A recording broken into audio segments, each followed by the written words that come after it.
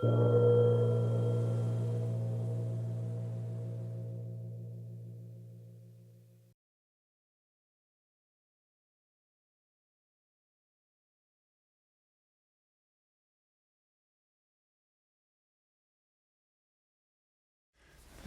is the first event of a new season, and we always begin with Longchen Rabjam Day, Longchenpa Day.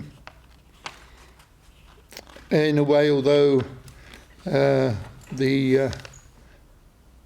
day is named after Longchen Rabjam, the word Longchen itself has quite profound meaning.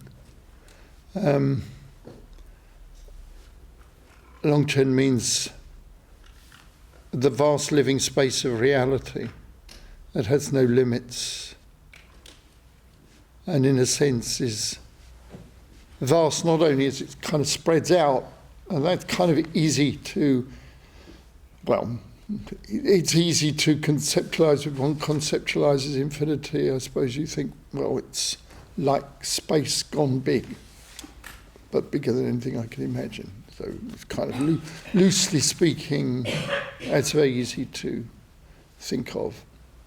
But vast in the sense that's used here means that, of course, but it means if you take any point of the space, that point of space, it's like if you could look inside it. If you could imagine a point being something you could look inside, that inside that point is a vastness as great as the space itself. So that makes the space vast, vast, vast. Difficult to say. Makes it more difficult to imagine, but it's a bit more mind-blowing somehow. And it links to a teaching which is sometimes called the Avatamsaka Sutra, or the Buddha Avatamsaka Sutra, which talks about the interpenetration of everything, of every point in time and space being interpenetrative with every other point, and with the vastness of everything, and indeed with the ordinariness of everything as well. It's not like we're talking about the vast in the tiny, but also the fact that what you see around you, your average common sense life, if you like, which you don't think particularly is vast, is also vast, but you don't notice that. And really, a lot of the Buddha's teaching is about, in some sense the whole of the Buddha's teaching is about trying to see this double kind of vastness in your everyday experience.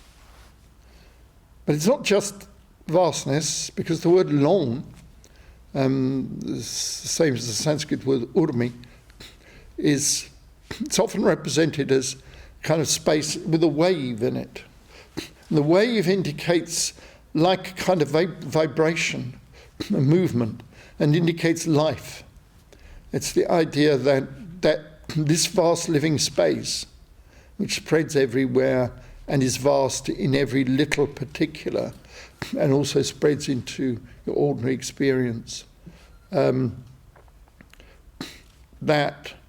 the vastness of that does not take away any living quality.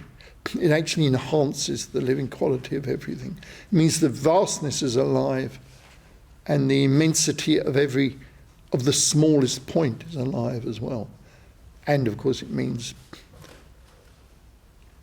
bring in all your everyday activities, all your hopes and dreams, wishes and fears, and puts them in some kind of perspective, away from the ordinary perspective of the ordinariness that somehow we find grinds down our lives quite often.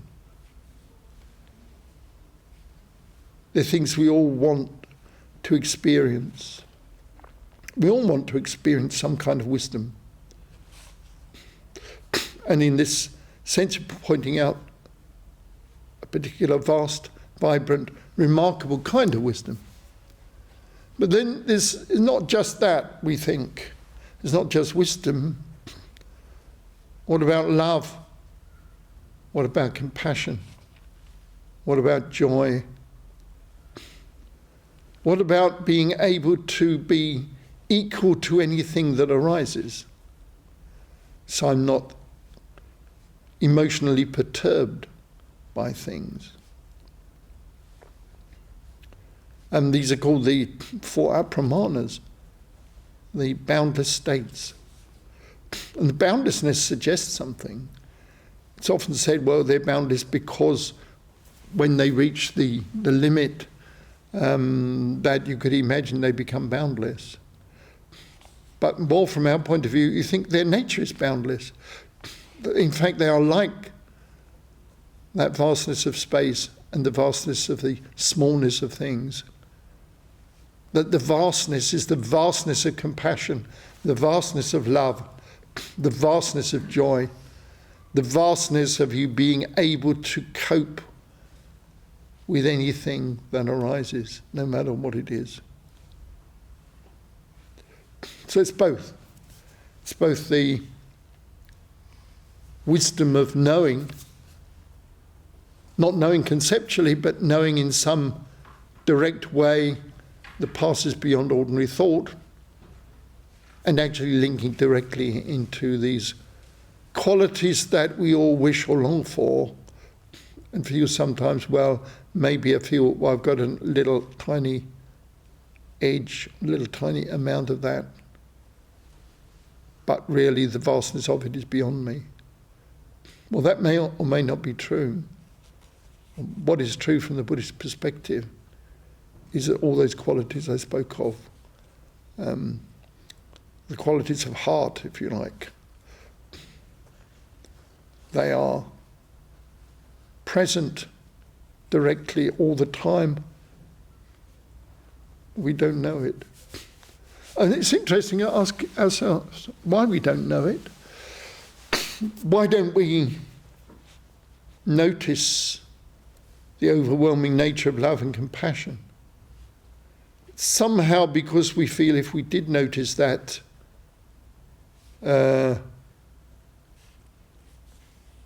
it would force us to engage with it all.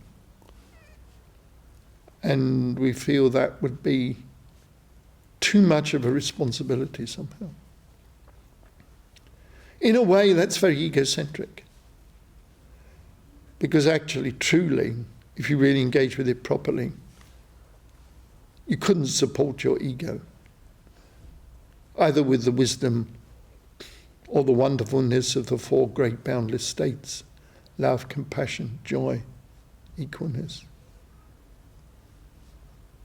You really engage with it. The only way you could do that truly is you have to let go of ego.